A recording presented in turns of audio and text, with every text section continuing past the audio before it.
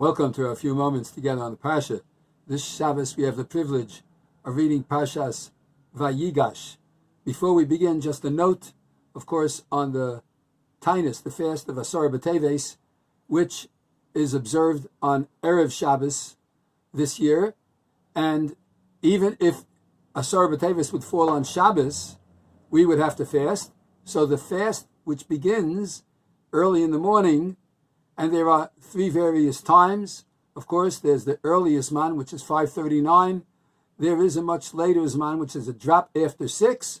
But the fast ends at 5:20, even though it's already Shabbos, because of the uniqueness of the severity of the fast of Asar B'Teves, which led to the ultimate destruction of the Beis HaMikdash. Our fast should be accepted, and that we should be zoche, that we should see the rebuilding of the Beis HaMikdash speedily in our time. The Parsha begins with Vayigash Elav Yehuda. Yehuda steps into the fray, where in the dramatic moment where Binyamin has been found with the silver cup that belongs to Yosef, and the prognosis is that Binyamin is going to stay as a slave, and Yehuda steps up. And for 17 psukim, at the beginning of Parshas Vayigash, Yehuda goes through a long soliloquy, 17 psukim of speech, trying to appeal to the humanity of the ruler of Egypt, which ultimately, of course, was Yosef. And when Yosef heard that the full tshuva was done, he immediately reveals himself to his brothers. And the most dramatic moment in the history of the selling until the final outcome of Yosef revealing himself and the brothers uniting once again and ultimately bringing Yaakov down to Mitzrayim is all mentioned in this week's Sedra. Our Chazal tell us, and it's brought down in a sefer by Menachem Becker on the Parsha, Parparos La Torah, in which he tells us that there are 3 times that Yehuda steps into the fray.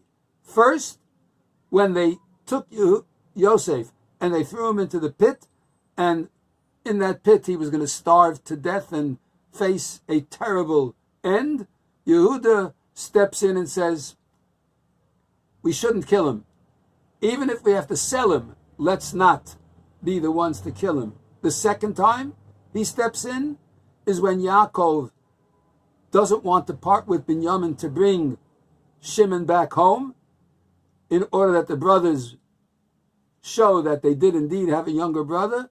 And Reuven was incapable of convincing Yaakov to send Binyamin with him. Yehuda steps in, and Yehuda says he's willing to give up his Olam Haba in order to guarantee the return of Binyamin. A very bold statement of courage on the part of Yehuda. And finally, in this week's Sedra, at the beginning, Vayigash Elav Yehuda, Yehuda steps in of all the brothers, and he has the temerity to go and speak to the viceroy of Egypt and explain in a clear fashion why absolutely Binyamin must be allowed to be gone home, and he, Yehuda, will take the place. And this is the full tshuva that ultimately brings about the unity of all the brothers of Yosef and himself, and of course the Shiftei Yisrael, the tribes of the Jewish people, once again make peace because of the courage of Yehuda. So it's very important to understand that this unity that came about because of Yehuda's speech and because of Yehuda's courage is what ultimately brings that unity. And when we fast on Asar B'Teves, we're fasting because of the disunity. And the fact of the matter is that we are all united. We're 12 different tribes. We have different ways of approaching the observance of the Torah, the keeping of the Shulchan Aruch, how we all are loyal to the Shabbos, to the Torah, how we're all loyal to the principles of all that is mentioned by our Chazal in the Gemara and brought down la halacha but in different fashions, in different ways. But the unity of the Jewish people must always come to the fore.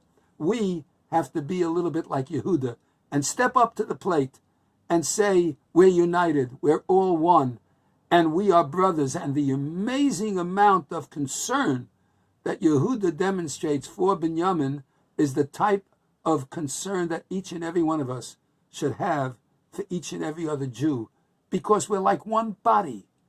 We're like one unit.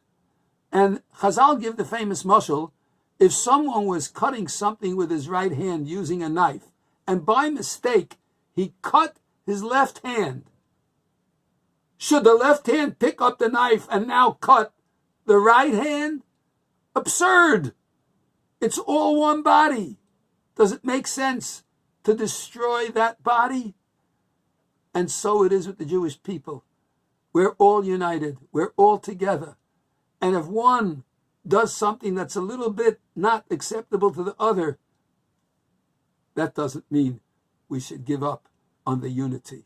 We're all one body, different parts of that neshama, that's the Jewish people.